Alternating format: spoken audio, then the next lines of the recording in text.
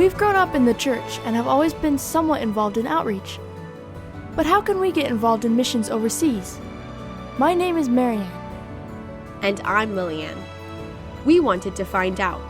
Join us on our journey to discover the culture, the lifestyle, the need, and the mission in 2 of Southeast Asia's least reached countries. Welcome to MissionTREK.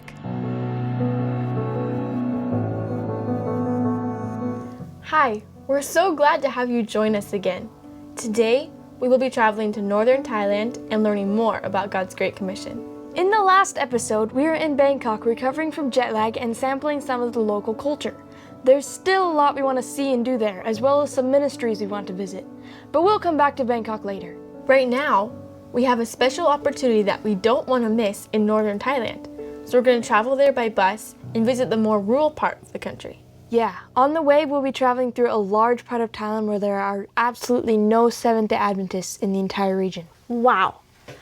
We had an 8-hour bus ride where we didn't come close to another Adventist church. If you look on this map, this is Thailand right here. We start right about there in Bangkok, and we travel up through Nakhon Sawan to Chaing Mai, but we stop for the night in Sukhothai. Join us as we stop and pray for the unreached when we pass through their territory. We're going to spend the night in Sukhothai, and then in the morning we're going to take another bus to Chaing Mai. And along the way we're going to stop at different towns and pray for them, because the whole way to Chaing Mai there's no Adventists. So we're going to claim promises and just claim those areas for Jesus.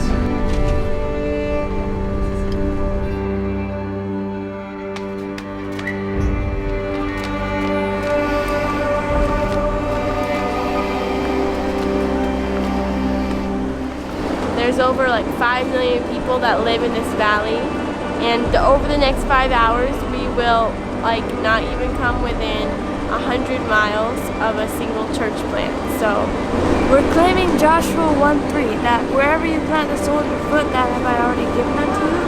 We're claiming that God will send someone here to represent Him in this area that doesn't have it.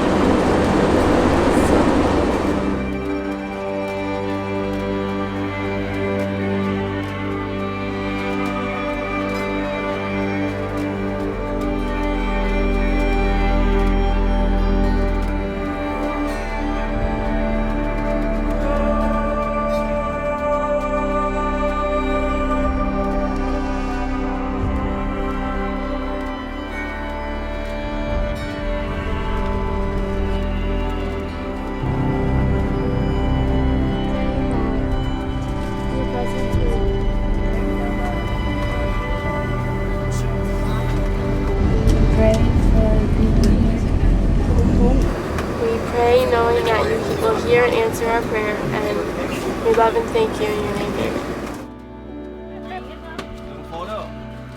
We're here in Sukhothai, and our bus got here an hour later than we had expected, so that was kind of disappointing, but we're glad to be here.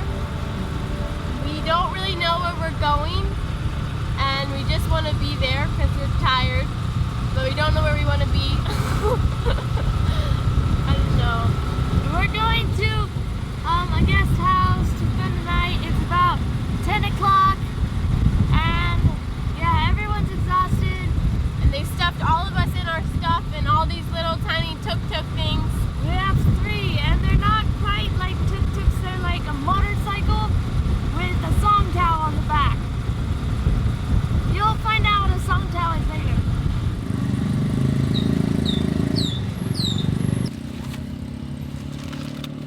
Get in my backpack and pull out my purse. What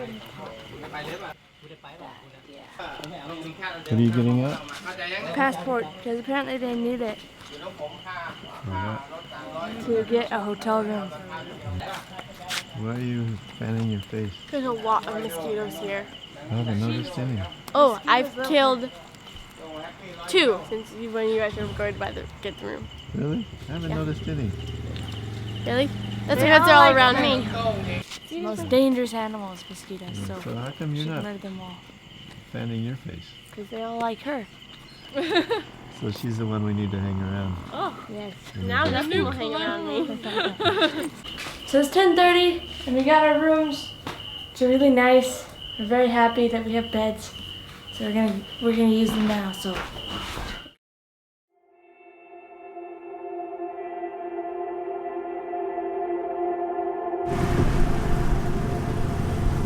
We stayed at a pretty nice place last night, and I think we all slept pretty well.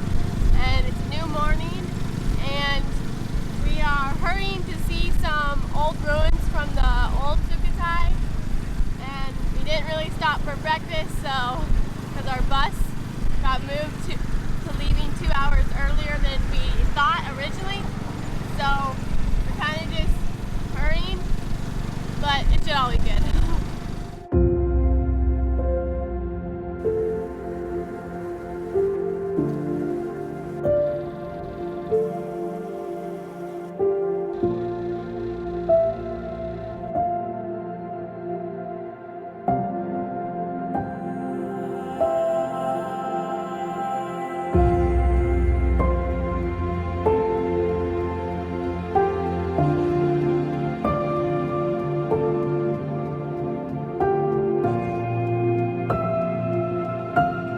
we're here at Sukhothai to see the ancient ruins of the capital of the Thai kingdom. You don't even read about this stuff in history books. Like, what is this? No, but it's just different, like coming to different like countries and being there, you get like, it's much more real than just reading a few facts about it or whatnot. We've taken world history, but we've never learned like about the different, like the war between Thailand and Cambodia and the Khmer and the kingdom of Siam and everything. We've never learned. So I think definitely world history isn't much of world history.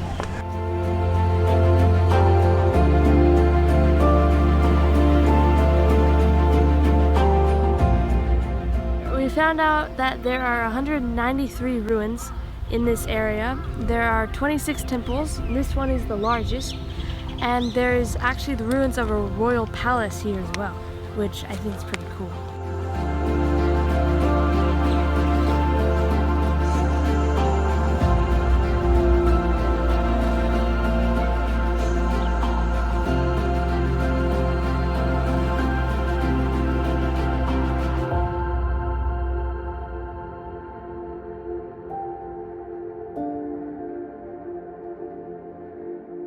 That prayer tour was such a blessing. And Sukhothai was such a neat place. I can't believe there's no missionaries living there. I know, it's really sad. The people were so welcoming and friendly, and they like took us all the way to a hotel and everything. It was really nice. Yeah, it was. We can pray that God calls someone there to live and share about Him. And there are 35,000 people that live in Sukhothai.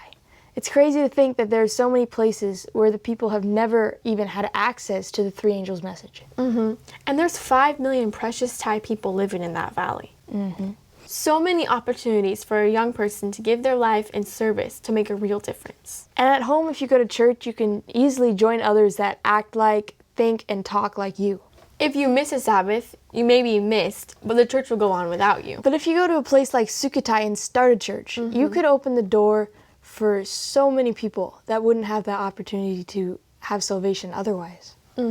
So earlier we mentioned God's Great Commission. Can you share a little bit of what that actually is? Yeah, so in Matthew 28, Jesus shares with His disciples, before He returns to heaven, how they are supposed to go into all the world and share Him with everybody.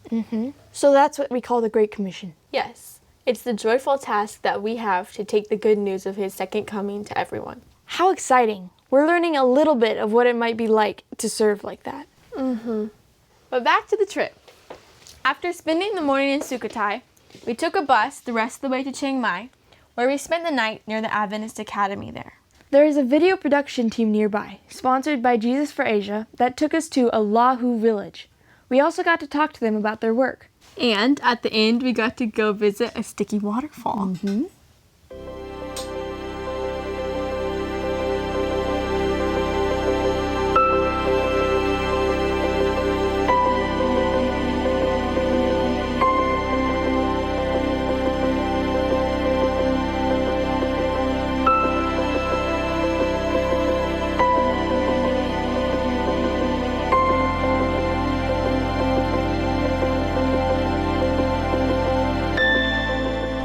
We're here in a village. We're gonna go to church here, and last night we stayed at a resort, which is really nice.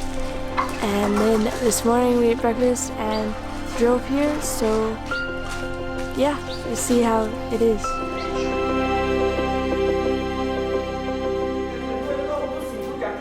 We're here in a village, and we're having the church service here in a little church in a village that's a few kilometers away from the media studio that we were at.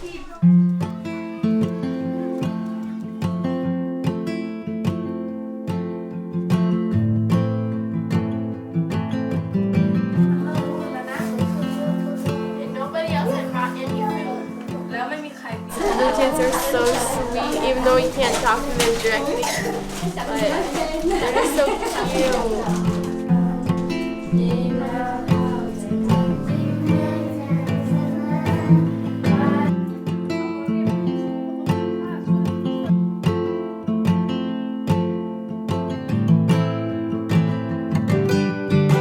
We came to this village that's just a few miles from the media team that we visited. So the people are from a tribe called Luahu, and we went to church here, and it was really nice. We got to teach Sabbath school For and the children, we told them stories and taught them to sing Jesus Loves Me in English, and it was actually really fun. Even me, when I've been on trips before, I'm always like, well, I can't really do anything, so I just like sit and watch. But then like we got to teach them something and tell them stories, and it was really fun, and it was really good. I think that definitely you're never too young to be a missionary.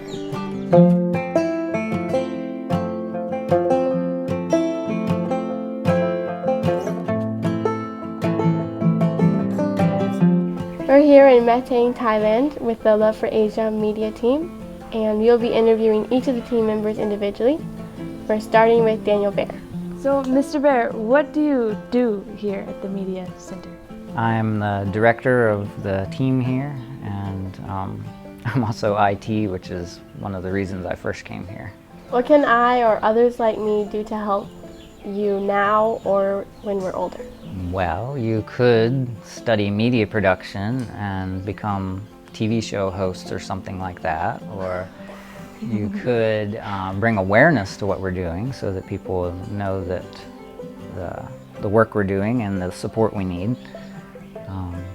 You can also encourage others and light the fire in other youth to be mission-minded, to seek out opportunities for bringing the gospel to the unreached parts of the world.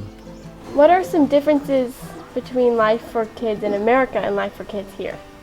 Probably be more on the level of growing up in the Christian culture versus growing up in the Buddhist culture over here. Having that worldview difference, having everything revolve around that culture versus in America, you drive through the town, you see the Christian churches. In Thailand, you drive through the country here and you see the Buddhist temples and the Buddhist idols. We've seen some of the hardships that missionaries have to go through.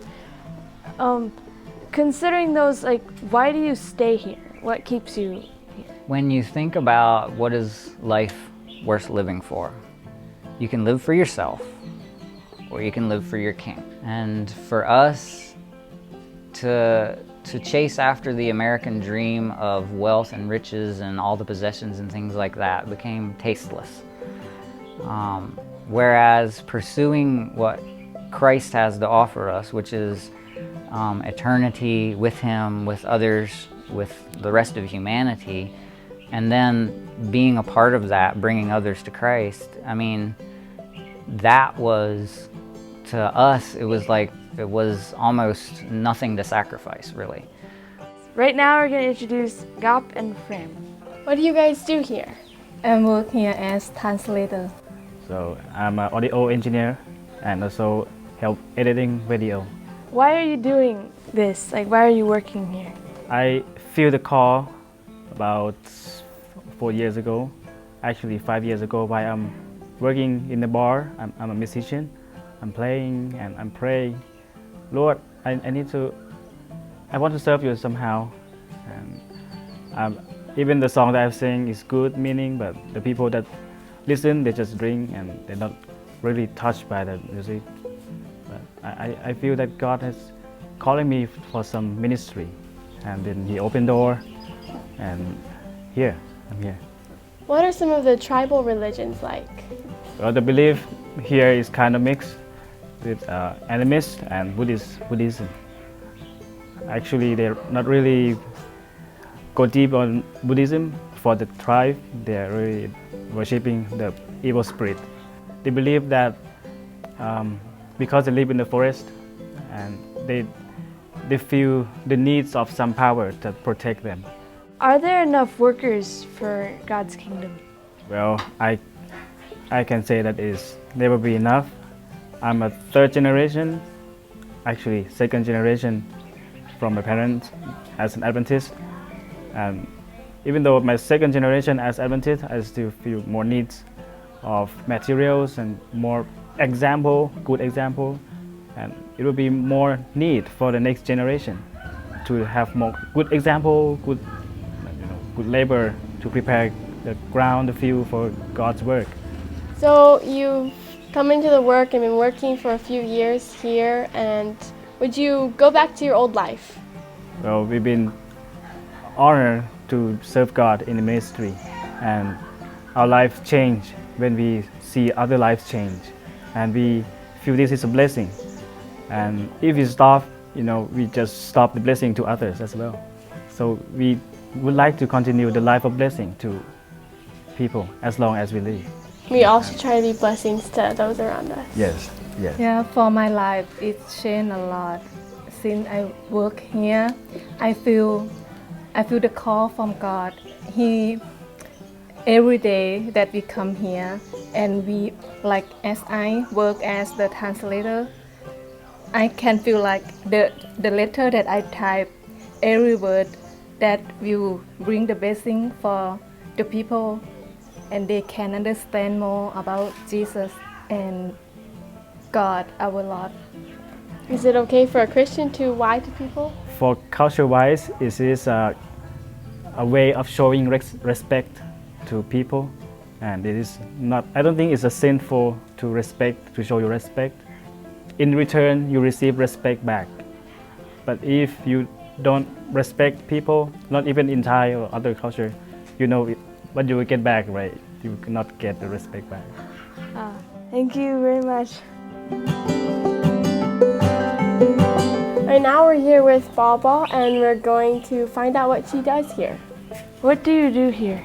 I work translator here. Which language do you speak? Karen. Oh, okay. Actually, I translate Thai to Karen. So how do you greet someone in Karen culture? In the Karen, it's like the foreigner people, and we will say that good morning, good afternoon, good evening. In the Karen, we will say golage, nilage, halage, like that. Okay. Do you like working for Jesus? Yes, I like work for Jesus. I mean, in my life, actually, I'm not Christian before. When I become a Christian, my family leave me because they don't like Christian people. But when I become here, I saw the people who helped me. When I study at the school, so later I feel like that one day I will serve the Lord. So yeah. Wow, that's powerful. Thank you so much. Thank you. Now we'd like to introduce you to another member of the media team, Sweet. So what do you do here? I am cameraman and video editor. Do you like what you do here? Yes, I do. How did you come to work here with the media team? I joined the OIM program, which is 1 year in mission, and finished on July last year, 2016. And I got a sister here working here, and she asked me I would like to come here and join the team. So I applied for it, and they called me. So just come. Wow. Thank you for sharing. Yeah. ขอบคุณครับ ขอบคุณค่ะ Okay, we are about to go to the bear's house. So, let's go.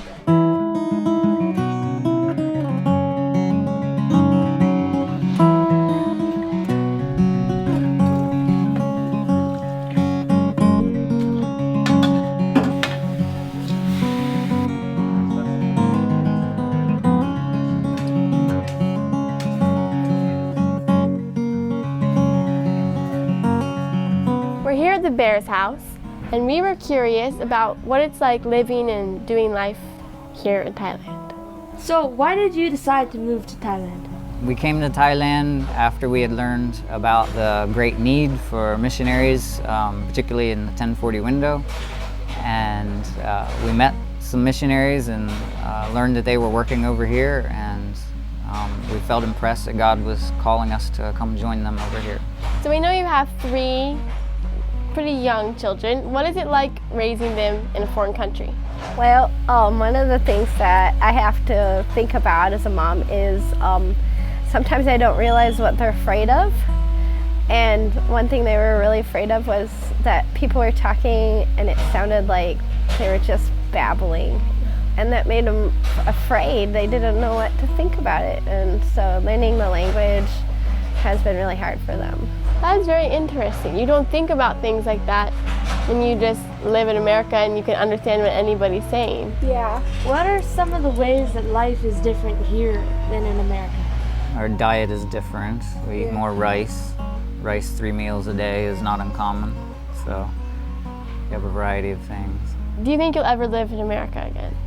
It's theoretically possible if Christ doesn't return, like before my father's health declines rapidly enough. But we know that if his health reaches a level where he needs family caring for him, then we made a promise to him that we'd come back to serve him and to remain faithful in that. But for us to return to America just because we miss it, that wouldn't be the decision. Do you have any advice you give to young people like us or those watching if they're considering what God's call might be in their life, how they can prepare for maybe coming to the mission field? Sure. Well, when I was a kid, I read lots of mission stories, and that gets you an idea of what life is really like. My favorite one was actually one that I think it's called These Strange Ashes by Elizabeth Elliot. And she actually was describing a mission where she failed. Everything went kaput. And I thought, wow, if she can go and say God was still in it for her to go, and even though she failed, then I could go anywhere. So we've really enjoyed our interview that we've had with the Bears, and we hope that you also have enjoyed it and been blessed. We hope you can come back soon and visit them again.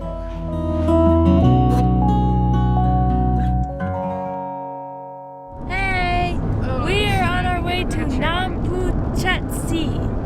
Originally, we were heading back to Chaing Mai, and then we're like, oh, we need to go to the waterfall. We forgot about it. Namputchetsi is Sticky Falls. It's a waterfall. We're not exactly sure what that means. Why it's called sticky. We're definitely guessing that it's flowing maple syrup. Yummy. So I guess I'll just have to find out. Yes. It looks really weird. There's like ropes and you're supposed to climb up the waterfall. This is gonna be really fun. We will see how this goes. Here we go.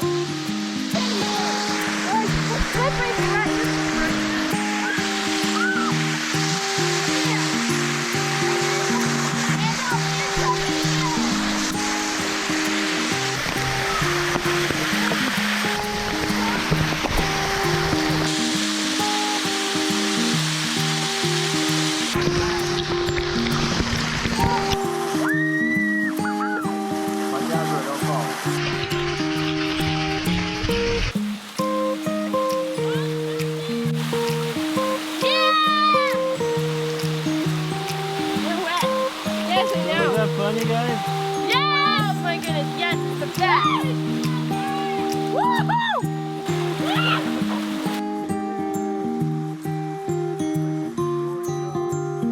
This is my new favorite place. Oh, it was awesome. It was so much fun. So basically, we learned that climbing up waterfalls is a lot of fun. Oh yeah, and the reason it's called sticky waterfalls is because the rock is some sort of mineral that you can just walk up. So It's like sandpaper material, but not scratchy. It's just grippy. yeah, that was the most funnest thing I've ever done. We got all wet. I think so. That was so awesome. Getting to visit the Lahu village was a really neat experience. Yeah. And then interviewing the media team. And the waterfall was really fun, of course. That was so much fun. It was. So the village we went to was a Lahu village. But who even knows what a Lahu village is? Like, what are the Lahu? I didn't, like, before I went there. Yeah.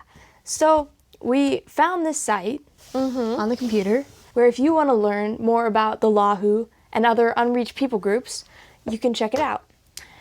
So if you go to joshuaproject.net, it comes up with all these. To find the Lahu, you go to the people groups, hit search, and you can search there, Lahu. So when you search, it'll come up with all these different options because there are like 16,000 people groups in the world. But right here it says Lahu, and then the language is also Lahu. So that one. So if you go to here, you can see that this one says Thailand. You click that, and there, see? There are actually a lot of Christians in this people group. Is 30% Christian, which is a lot better than Some, yeah. Down here it will show you all the different information, and it shows here that they have the complete Bible in their language, which is more than a lot of people groups have. So this is a really cool resource if you want to learn more about the people groups and just the people that need to know Jesus the most. Praise God that this people group has access to the gospel. It's sad that there are so many like them that are just waiting to hear. Yeah, like in Sukhothai and so many other places that we went through, especially in the 1040 window. Which includes almost all of Asia, Yeah, and more people live inside of Asia than outside of it. as well as 90% of all the unreached. And yet, fewer resources go there than anywhere else for the spread of the gospel. We hope this all encourages you to reflect on the things that you value. If you do, what will you learn about your priorities and what path you may be on?